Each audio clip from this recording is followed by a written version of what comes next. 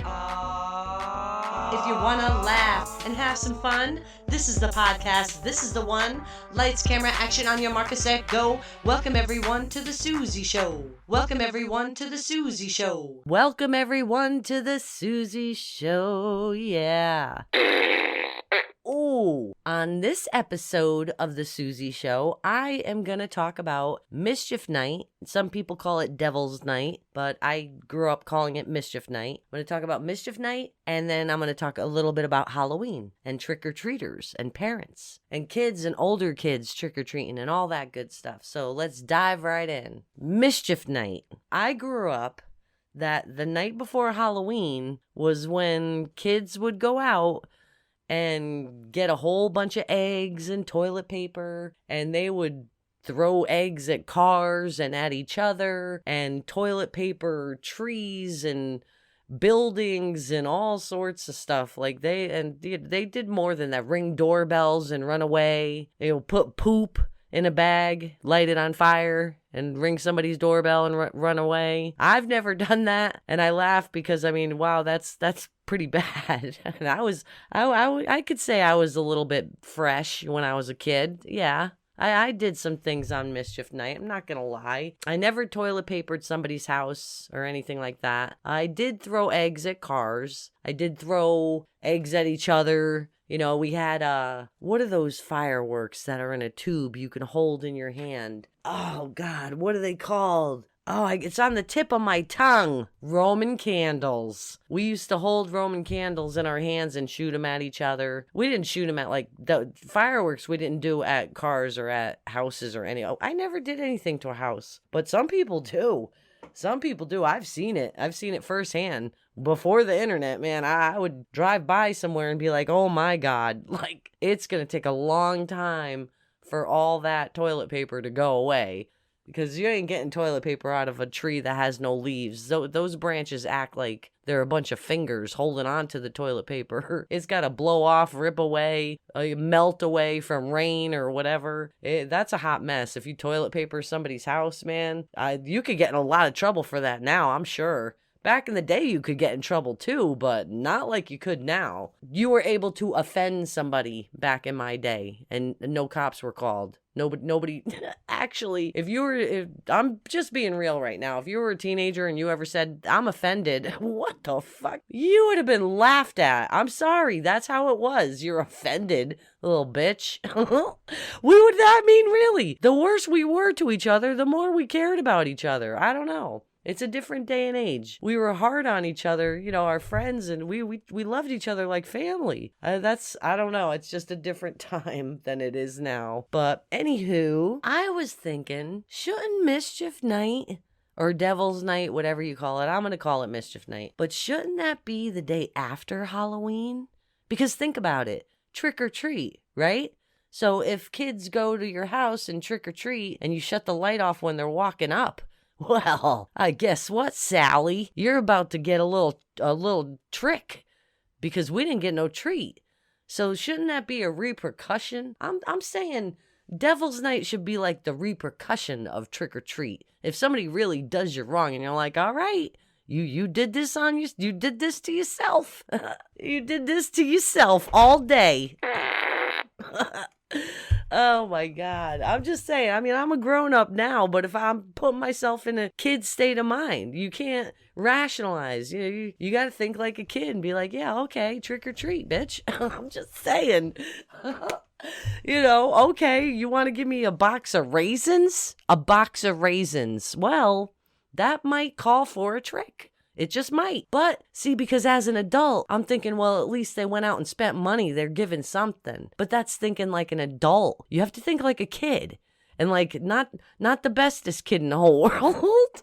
Maybe a little bit of a punk, where you're 14, 15, and you're still dressing up with your friends. You're not out doing anything bad to anybody. You're just out, you all dressed up, made your own costumes, put makeup and stuff, and you're all out walking around. I love when the teenagers come to my door. I love it because they're out having fun together, making memories, because in just a few years, in a blink of an eye, those kids are going to have kids of their own and have jobs and all this other. So I can't stand when people have a problem when the teenagers come trick-or-treating. Oh, you got to turn your lights off. The big kids are coming. Why? If you're that worried about it, stand on your front porch with a bat.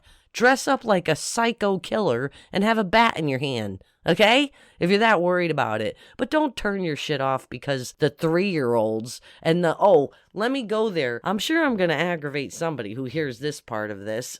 If you have an adorable infant, and I mean an infant with no damn teeth, cute as a button, and you got it in the most adorable or the funniest or the most clever outfit, and it's so cool, take the pictures, bring them around the family, and all that good stuff. But to me, I'm telling you, I made this episode for a reason, because I was thinking about this stuff, and Halloween is in 2 days. I'm going to try to get this out on Mischief Night. So as soon as I get home from work, I'm going to have to put this together, or maybe I'll finish it up tonight. We'll see. It's going well so far, I think. I'm going on a tangent here.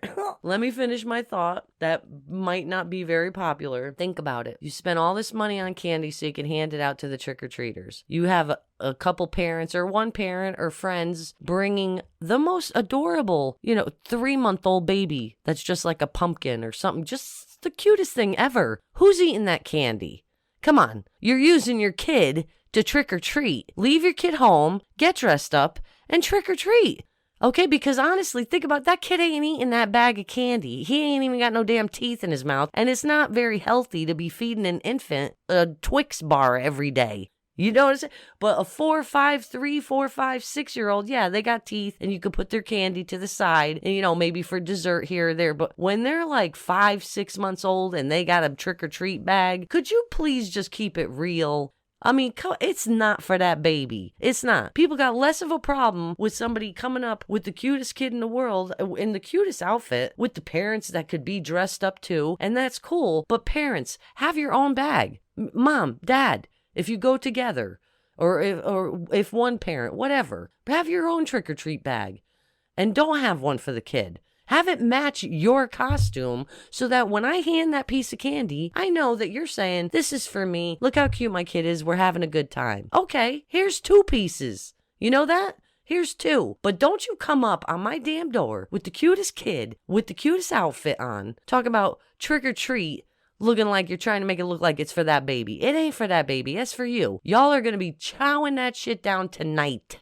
Let's not lie. You're going to go straight through that, pick out your favorites, split it up with whoever you're with, and be like, nah, give me 2 of those and I'll give you 1 of those. Yeah, okay? And that's fine. But dress up and make it look like that bag goes with your costume. This is for you. You know what? I'll give you 3 pieces. Here you go. It's for 1 for you, 2 for you, and 3 for the next night. Because y'all are having fun as a family, making memories. But do not use that cute little button kid to try to steal candy from me. That ain't right. Well, not steal. Well, if you're lying and you got a scheme going, yeah. But then let's go down the other side. But everybody got a big problem when you got the 14, 15, 16-year-olds trick-or-treating.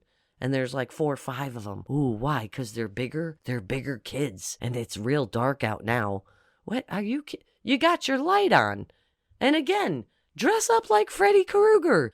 And have the damn chainsaw. Is that what he got? I think he got whatever. Have your weapons. Bitch, it's Halloween. Don't try no stupid crap, but I got some Hershey's for y'all. You guys having fun, being safe? That's what I say to them. I'll always react to their costumes because I love it. The teenagers are creative. They made their own costume. They decided what they wanted to be for Halloween. The little kids, the parents, a lot of times the parents can ask, what do you want to be? And the kid will say, I want to be this or that. And a lot of times if the parents can, they'll go out and get the costume that the kid asked for. And that's cool. But when the teenagers have to take their own clothes and think about, okay, I need a purple jacket. Do you have a purple jacket? Because I'm going to be the Joker and I need this and let's do my face. And they put effort into it. And when they're out, they don't want to be trick-or-treating with the little kids looking like they're children. They don't want to look like it's Halloween. We're teenagers out at night. We're all walking the streets and, it's cool and we're getting candy. Like, please keep your light on. Don't turn it off and only give out candy to parents that are bringing, parading these cute kids around so they can get your candy. Oh, think about it. Those kids are not eating that candy. That's not for that kid. And you can say, well, that's not true. My kid eats candy. Is your kid going to eat a satchel of candy at 3 months, 4 months old? I hope not, Linda. I hope not. I shouldn't say that name because my brother's girlfriend's name is Linda and she's an absolute sweetheart.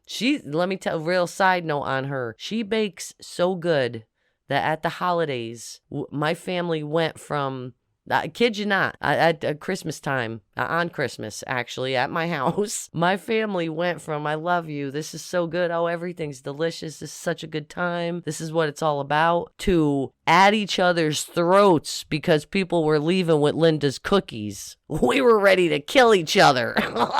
We are like a pack of wolves. Like, we could be arguing and everything else and say this, that, the other, but if somebody else says it about us, you don't say that about my family unless it's a knowledged opinion. If I say somebody's a jackass and the person I'm talking to says, yeah, they are a jackass, if they're just commenting on the situation, that's okay. But if they're actually really saying the person's a jackass, they better know them well enough to talk about them, because that is my family and it is some people I love, even though they're all bananas. I'm the only sane one.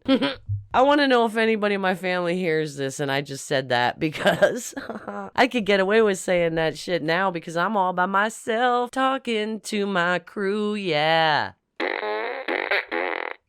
Halloween, I don't know when Halloween started. I could have looked it up. I mean, y'all could feel free to make a comment on here and say, oh, Halloween started in 1600 and something out in Salem or something. I don't know how it turned into candy. I don't know. I actually should look that up. I'm interested. I know I've learned that before, but I forgot it. So I think it's pretty cool because I'm in New England, so I grew up listening. Oh, let me finish that one and I'll tell you something. Listening to because fall, we have autumn. We have 4 seasons in New England, right? And it's fall in October. So all the leaves are falling. There's still color on the trees and stuff, but a good portion of the leaves have fallen. So when you're walking in the streets, trick-or-treating, your feet are shushing through the leaves, and the leaves make this cool sound when you're just walking through them. It's really cool. I know that sounds silly, but sometimes sounds can really bring you back too. And whenever I walk through leaves, that's all I could imagine is when I was a kid trick-or-treating, walking through the leaves.